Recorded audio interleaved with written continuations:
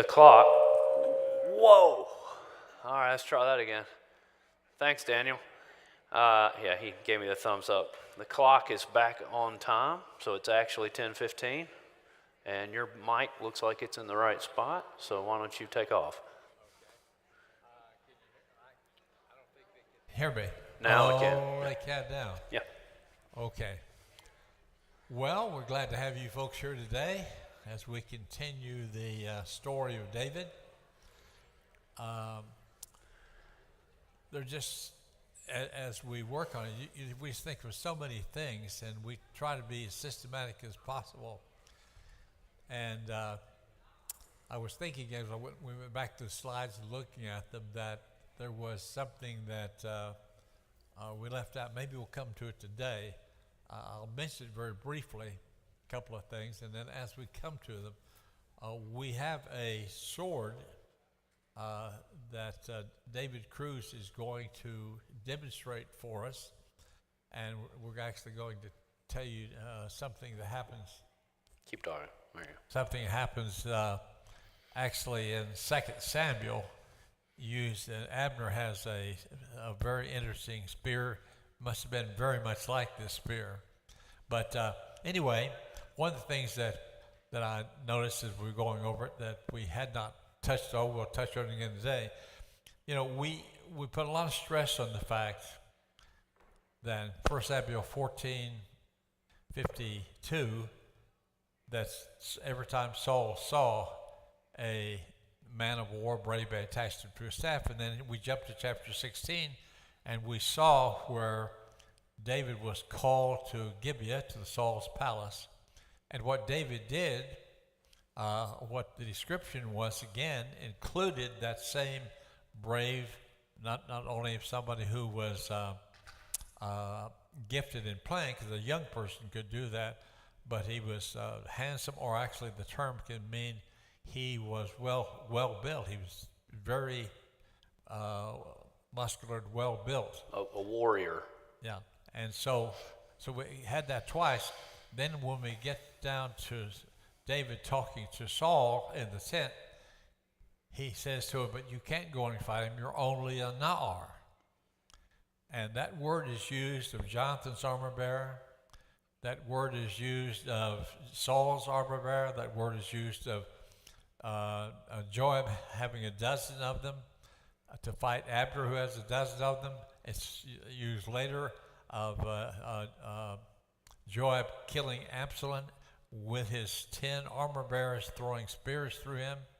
And so, again, so the next thing that happens, not only does and we always stress this, does Saul say to him, "You can't go and fight him. You're only a royal armor bearer," but even Goliath says that, I'm the champion of the world, a heavyweight champion, and they send an armor bearer out to me, and yet almost all the translations say, calls him a boy. Again, it makes no sense at all. So what you have to do is be consistent, very consistent.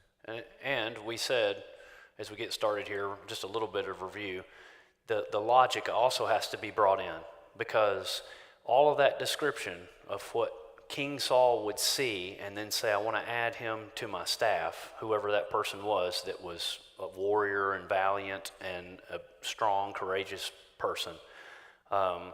He then says, where we got to last week, he sends word to Jesse that he wants David to be a part of attached to his staff just the same way. So if we go with him being a little boy, then that means all the people Saul's ever selected have been little boys, and none of them are strong, and none of them are warriors, and that can't be. So it negates itself. If these are the qualities he looks for, and he sees those in David, David must not be a little boy. Yeah, what liberal scholars do, and what people that do not have a high view of Scripture, they say, "Oh, that was added many, many years later, after David became a warrior." Then somebody came back and made up that story and stuck it in. No, the story is chronological, makes sense, everything fits together. It's just that when people got stuck in their mind that just a little bitty boy fighting Goliath, that they had to try to make everything else fit. Exactly. And come up with some kind of a reason. So we roll on with the gospel according to David. And I saw somebody else is doing this. I saw another place or in some of my different things that come in my inbox, and somebody was doing the good news of the Old Testament. And I thought, well, that's sort of what we're saying. The gospel according to David would be the good news because of David, because of the Davidic kingdom, because of the dynasty, and because of the covenant that Yahweh makes with him. And so last week, just real quickly so you know where we are in the text, we got to 1 Samuel 17:1, and we were looking at the Philistines were standing on one side or on one hill, and the Israelites were on the other hill with the valley of Elah between them. And we showed you this picture where you could see the lines are, the lines go to where the label is. You have to follow the line on where it goes down on the geography. But you can see the Philistine camp there on the other side. Kirbet Caiaphah that we talked about a lot last week, the city with two gates that David would have come out of, and Saul used that as a military base for this event. Then you see the valley of Elah there that's brown, looks like it's been plowed, and then you see where the Israelite camp is. And we had a zoomed in picture that makes that a little bit easier to see just how close in proximity all this was. And then we got to this slide, and this is where we stopped and ran out of time last week. This is looking from the Philistine side. So this is the exact opposite of what I just showed you. We're on the Philistine side looking across to where Sha'arayim is, which is the road that you talked to us about last week, that the scripture says after Goliath is defeated, people fell along that road. And the Israelites are on the other side, and Goliath is here with the Philistines on this side. And hopefully that helps with how you see how all the layout is, because then we're going to go into the description. Jesse said to his son David, David is back. Remember we said David is making trips back and forth between Jesse and Saul. He's part of Saul, playing the harp for Saul. Now he's been added to his armor bearer staff, but he still has responsibilities with his father, Jesse. So at one of those times that he's with Jesse, Jesse says to him, "Take for your brothers an ephah of this roasted grain and these 10 loaves of bread, and run quickly to the camp of your brothers." Because as Dr. Cloud told us last week, 3 of his brothers are fighting for King Saul, and they're going to be out there at this battle that has been drawn up. David got up early in the morning, left the flock with a keeper, whoever that is, we don't know, picked up the provisions and went just as Jesse had directed him, and he came to the encampment as the army was going out in battle formation, shouting the battle cry. Israel and the Philistines drew up in battle formation, army against army, sort of like what we see in Revolutionary War, Civil War, sides basically all being visible by the other side. There's not any stealth tactics or anything. Everybody knows what's going on, but nobody's willing to say go. Because then David left his provisions in the care of the supply keeper and ran to the ranks and came and greeted his brothers. So it probably looked something like that. You've got the troops there you can see on the horizon on the other side in this picture. You have this big vast area in the middle that would become the battlefield, and then you have the Israelites here trying to decide what they're going to do. And for 39 days, Goliath taunts them. So for 39 days, over a month, over one of our months, they don't do anything. They just stay in this formation. David is now there, and then David speaks up and says, what will be done for the man who kills this Philistine and removes the disgrace of his taunting from Israel? For who is this uncircumcised Philistine that he has taunted and defied the armies of the living God? Yeah, and again, this conversation is taking place. We didn't know until 2010. 2010, just 15 years ago, where the battle took place. We knew it was in the Valley of Elah. Chapter 17 begins by telling us it's in the Valley of Elah. You're not far away from Azekah. It mentions a couple of other cities. You've got the Israelites on the northern ridge. You've got the Philistines on the southern ridge. But we don't know there. And on my first, probably 15 trips, it hadn't been discovered yet. And so we would go and we would stop on the highway there, close to Azekah, not too far from Beth-Shemesh. and we would go down into the Brook of Elah, but we were about a half a mile to a mile from the actual place where the battle was going to take place. And in 2010, they found Kirbet Kayafa, this fortress we showed you last week. And so this would be the place where Saul and David had their conversation. I remember the very first time I went, some of you were with me, and I stood in that front gate. There's the name Orion means the two gates.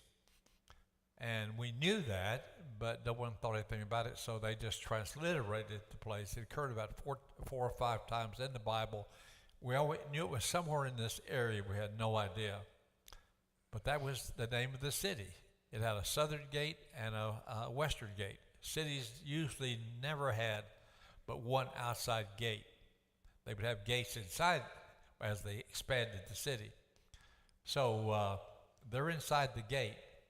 And when David leaves Saul, he simply goes down a hill, a very slight hill, and boom, there is the Brook of Elah. I had that stole from the Brook of Elah last week.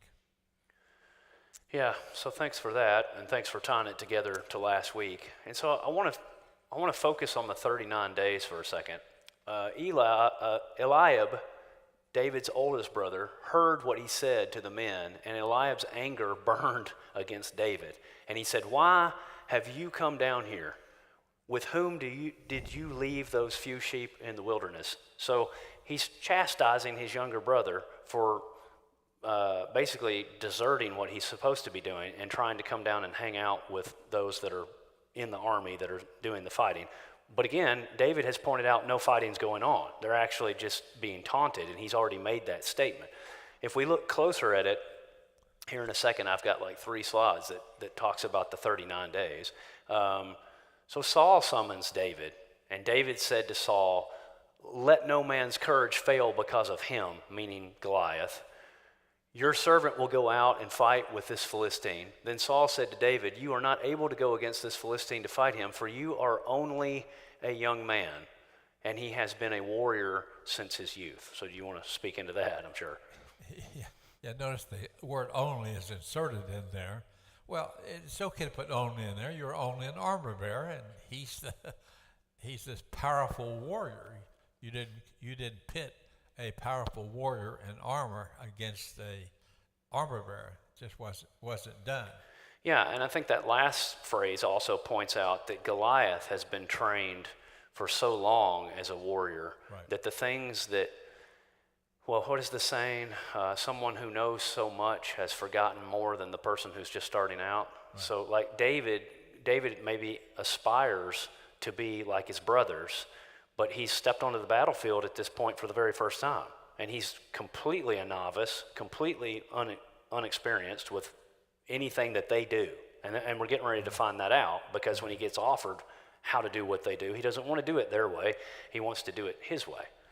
And he reminds King Saul, he says, "But David said to Saul, your servant was tending his father's sheep when a lion or a bear came and took a lamb out of the flock. I went out after it, attacked it, and rescued the lamb from its mouth. And when it rose up against me, I seized it and struck it and killed it. Your servant has killed both the lion and the bear, and this uncircumcised Philistine will be like one of them, since he has taunted and defied the armies of the living God." And I put that picture there of, we're not talking about a lion cub. We're talking about a full-size lion that he's talking about, and a full-size bear. And nobody had any guns. He probably didn't even have a knife. I mean, he's saying he killed it with his bare hands. So he's got to be very capable. Yeah, you see how it doesn't make any sense at all for a little boy to say he killed a lion and a bear. And I was watching an old movie with Gregory Peck playing David. It's just amazing how many things they make up and add it to the story. And we'll talk more about that later. But in the again, we've made a couple of references to the online the House of David thing. One thing they have in there that does answer a question. It does make sense. You have to give credit where credit's due. When Samuel anoints David, the brothers are standing around watching, and what they do in the movie has probably some merit. That's merit to it on this point.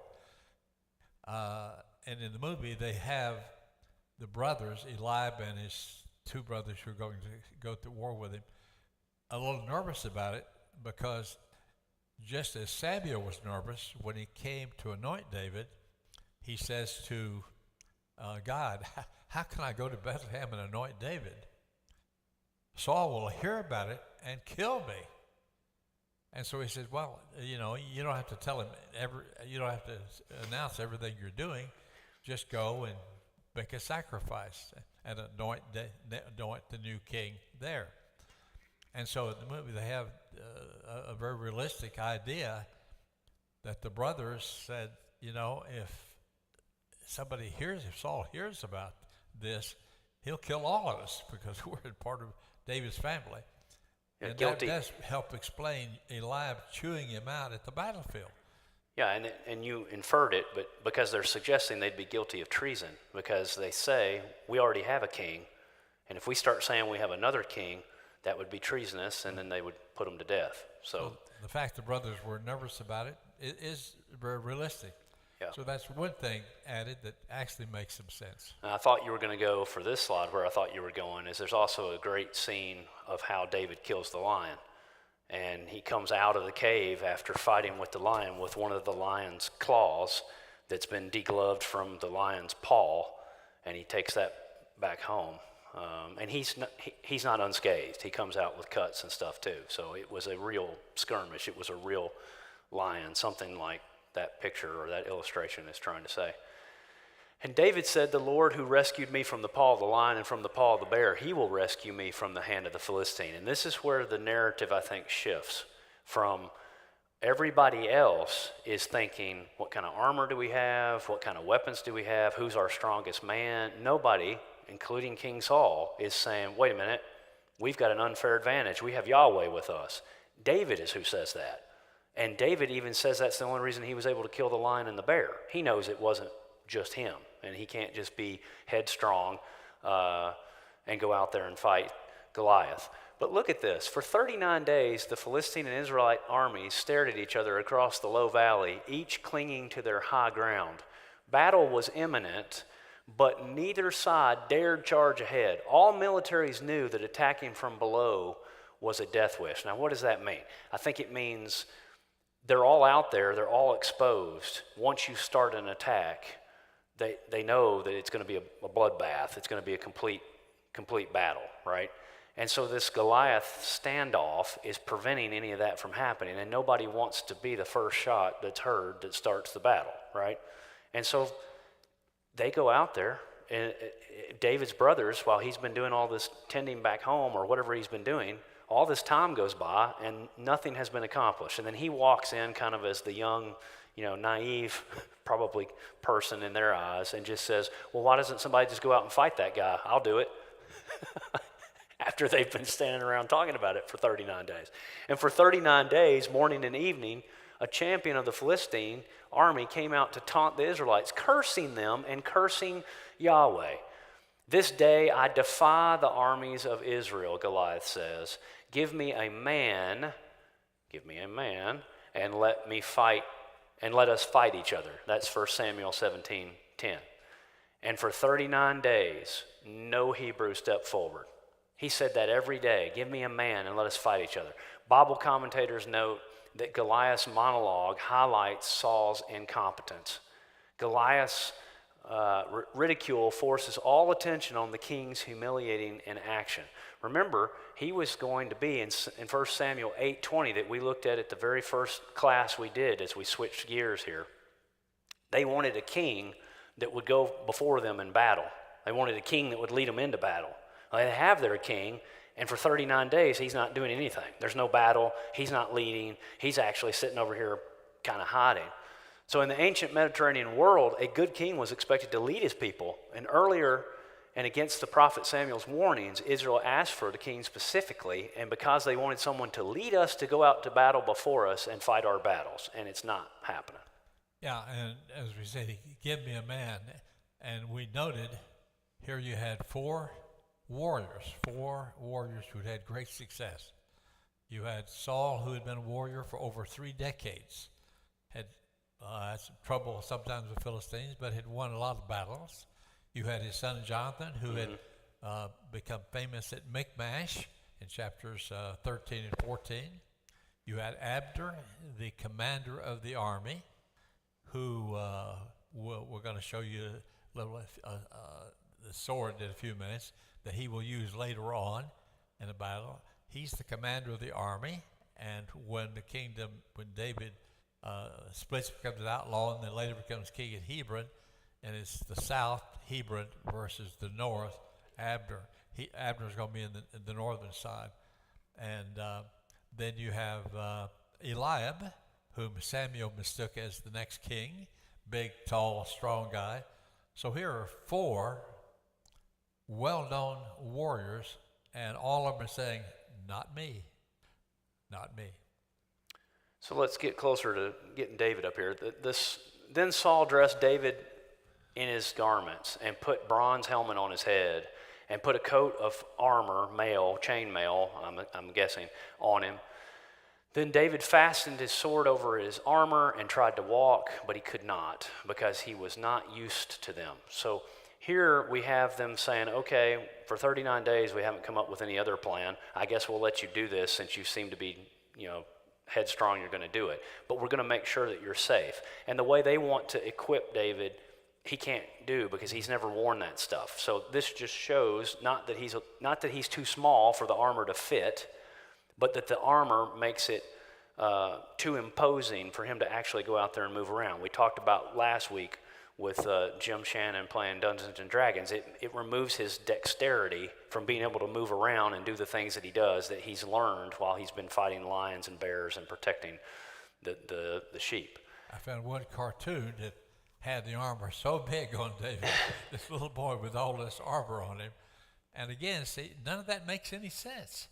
The only thing that makes sense is here's a young man who's 19, 20, 21, 22 years old is the only thing that makes any sense. Actually, I love that comment. What makes more sense is that Saul chose his own armor to put on David because they were that close in size. Yeah, Otherwise, he would have chosen someone else's armor that would have been more David's size. Right. So we should think that at this point, he's approximately the same size as Saul, and that's why Saul gave him his armor.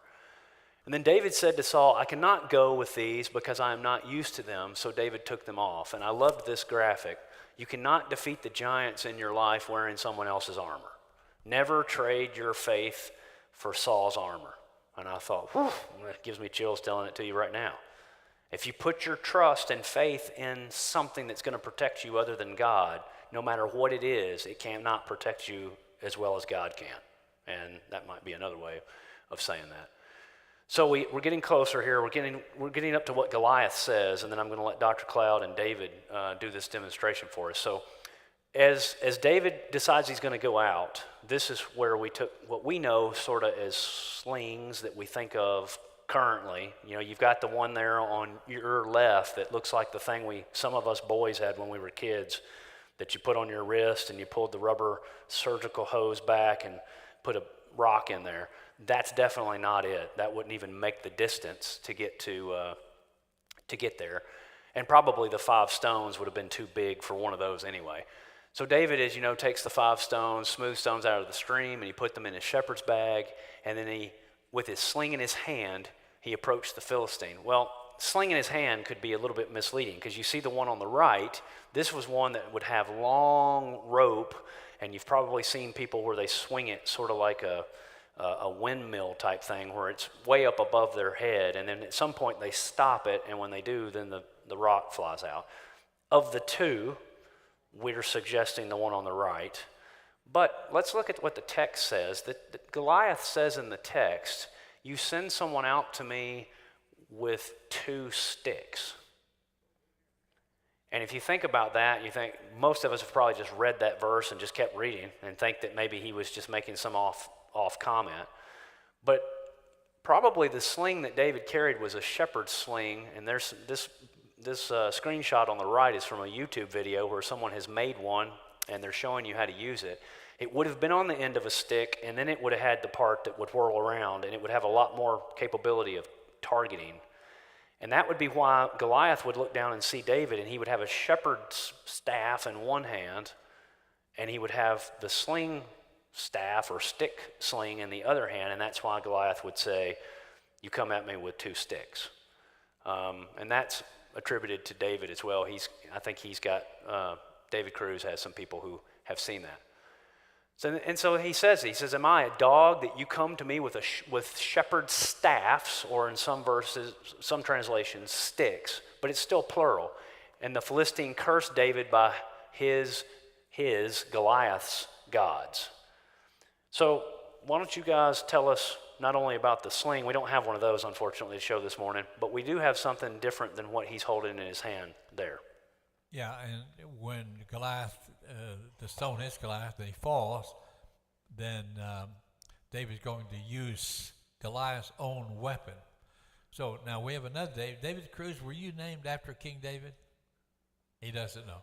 Well, our son was named after King David. We actually named our son David Mikael after King David.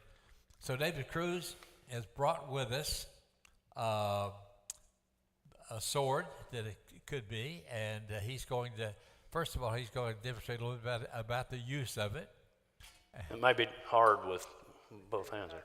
First of all, is this working? It will. He'll turn it on. Daniel, you up there? Yep. Can you turn on the stage mic?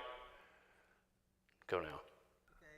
Can you hear me? Okay, yeah, good. You can bring her down. Yeah, Goliath, when he was struck, he fell, probably prostrate, probably on his face. And the sword, David withdrew it from his sheath or whatever. So he didn't even have a weapon drawn. It was still strapped to Goliath's back. His weapon would have been back here. So when he fell, he didn't fall on this weapon so David could access it, because if he fell on it, on top of it, he couldn't get it out and cut his head off with it.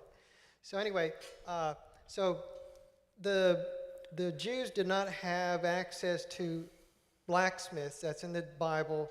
So they had to use weapons, borrow weapons from the Philistines.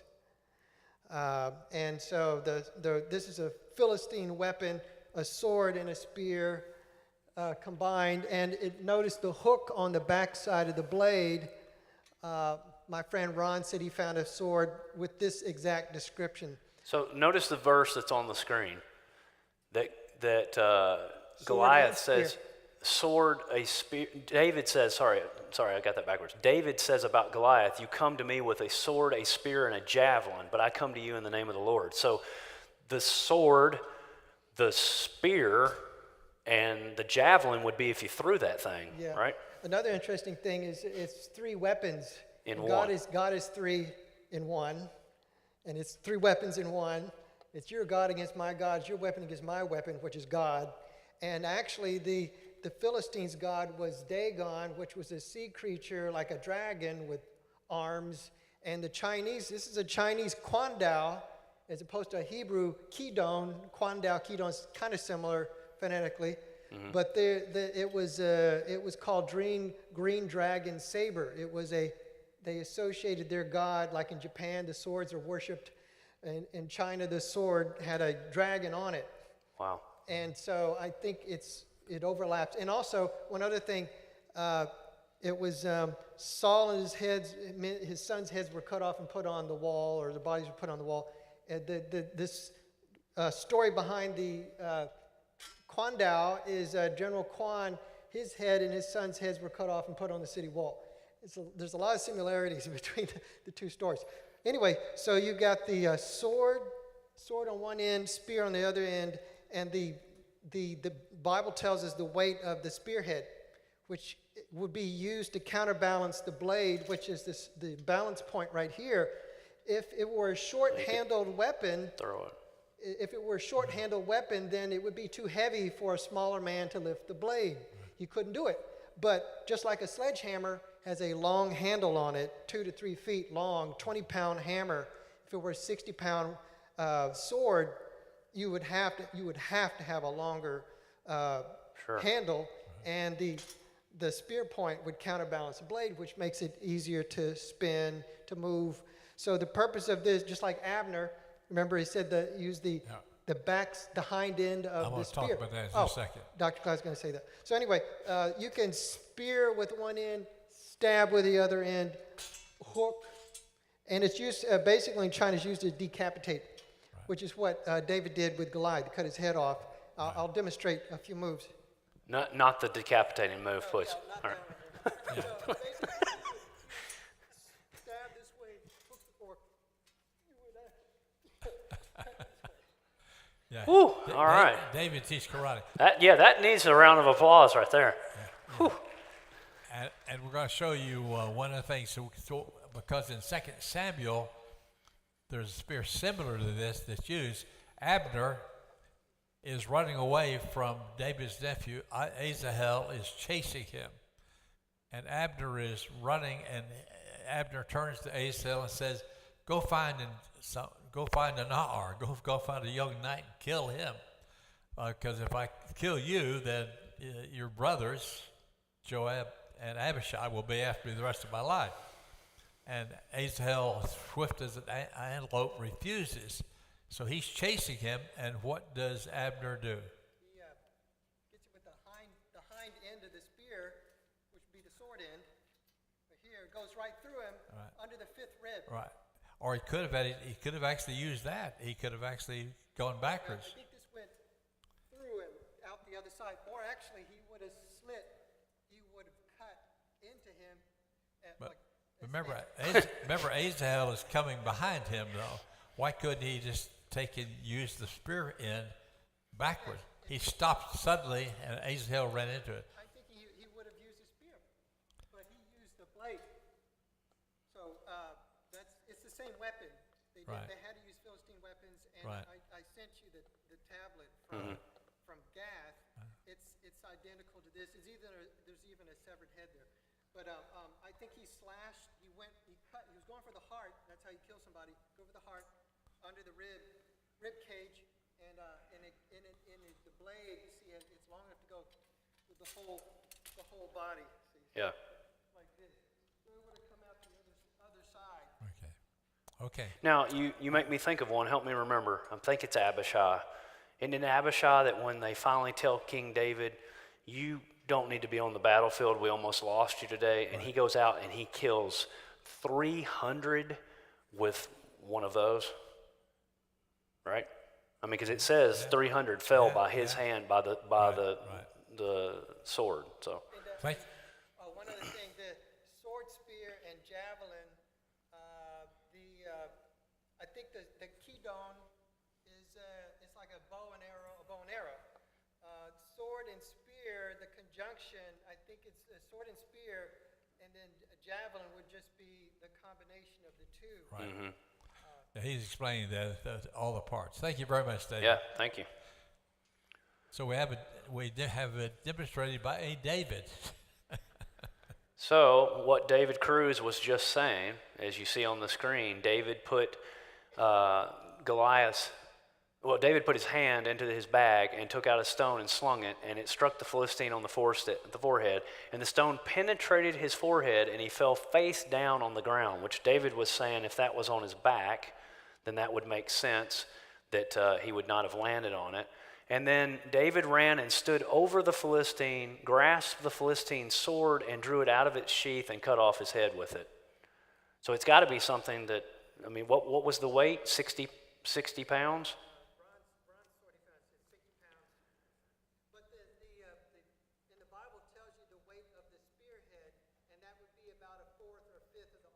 Okay, so there's a computation there to get the weight of the sword, but still, this has got to be something that David is capable of picking up and capable of using. And so we have different renditions there of what it might look like, him holding the head up of Goliath, and then, like we said, he takes they head back to Jerusalem, which we'll look at here in a second. But maybe here's another thought. On the field of battle that fateful day, Goliath did not meet a child, but a man. Exactly who he asked for, but a man of God, not a man hiding behind armor or weapons of the time. Right. And I think to David Cruz's point, you look around in other people groups and they have similar weapons. So that makes a lot of sense that if you're looking around at what people fought with at that time, it would have been similar. So when the Philistines saw that their mighty champion was dead, they fled. And this is where the map comes back into play.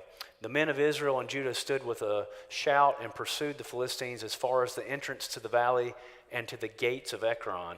And the fatally wounded Philistines fell along the road to Sha'araim, even as far as Gath and Ekron. And there's Gath way over in the corner, which is where Goliath was from. And the Sha'araim is the road that goes there. Yeah, this was the road leading to the two gates. This was the road that came across the valley right up to the two gates.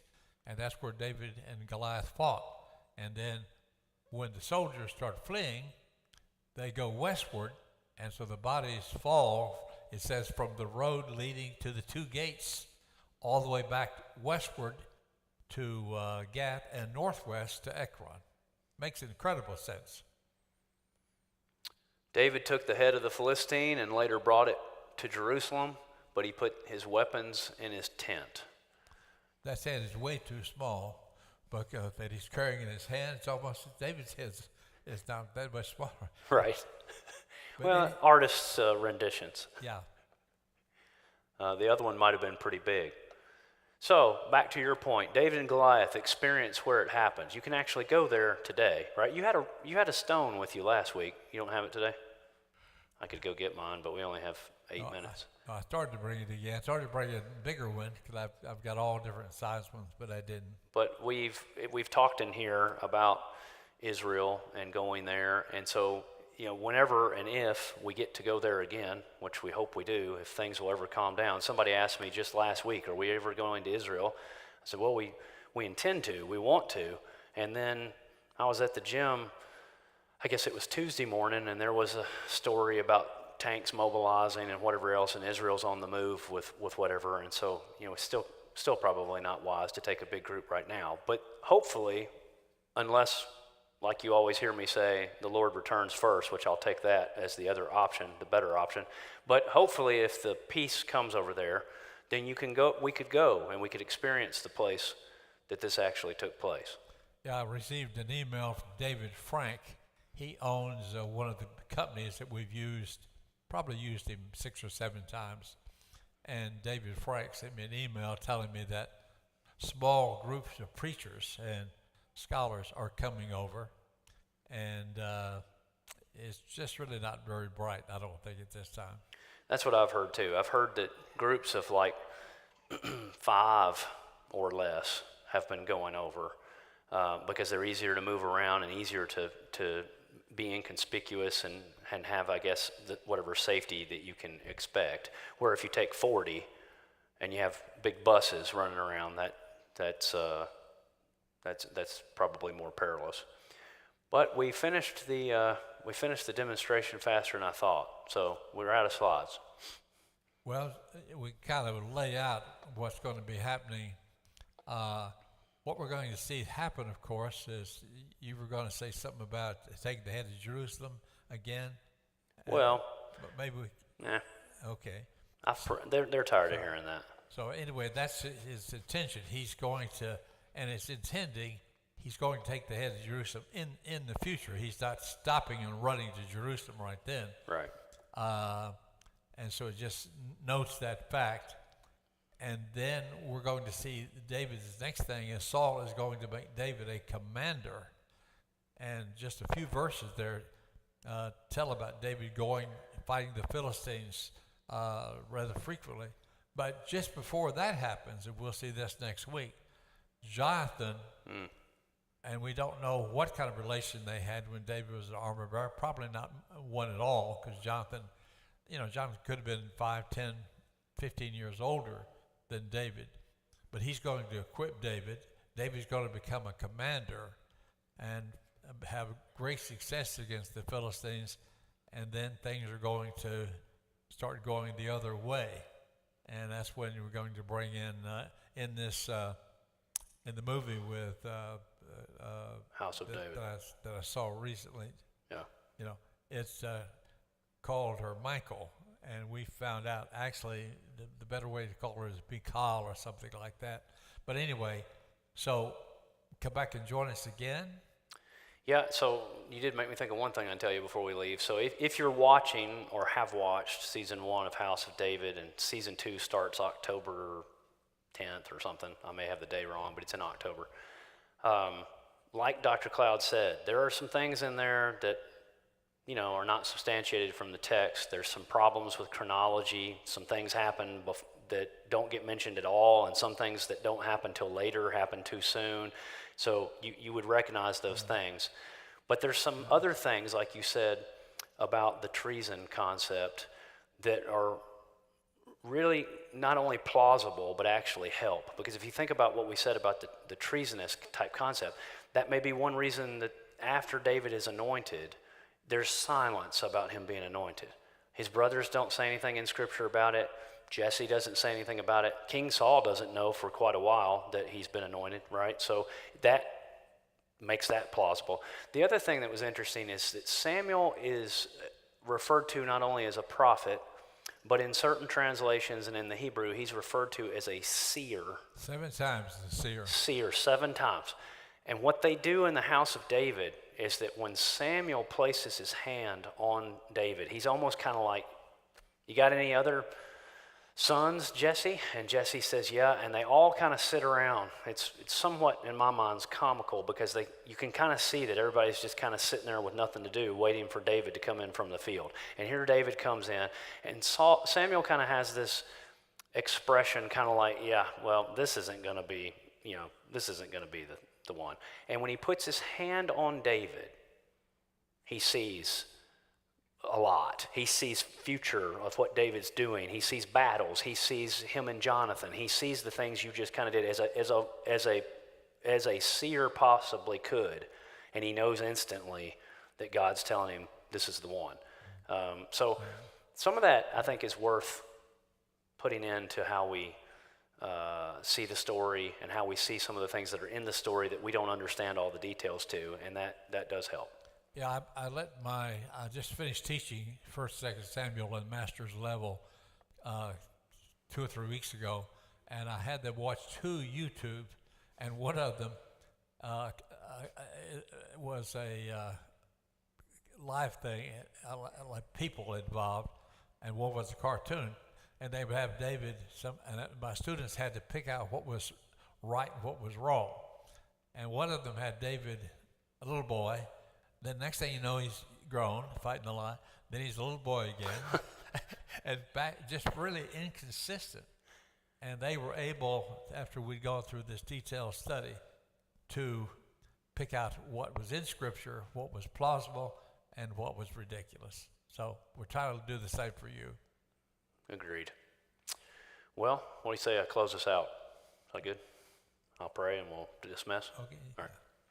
Father, Son, and Spirit, Yahweh God, thank you for this day. Thank you for this conversation.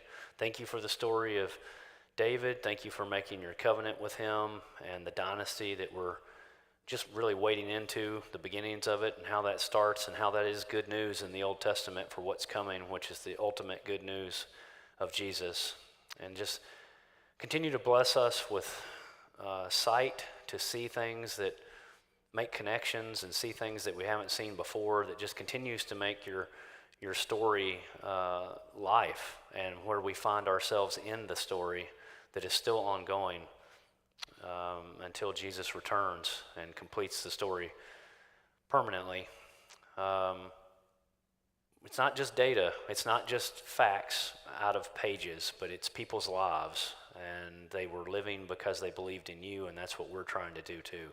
And this morning, thank you for Dr. Cloud's comments and for David Cruz demonstrating what might have been the weapon that was used in this battle scene that we've that we've looked at, and just help us realize that, like that one screen said, we don't ever trade our faith in you for faith in somebody else's armor. We know that with you all things are possible, and we know that because of Jesus we have eternal life, and it's in his name we pray.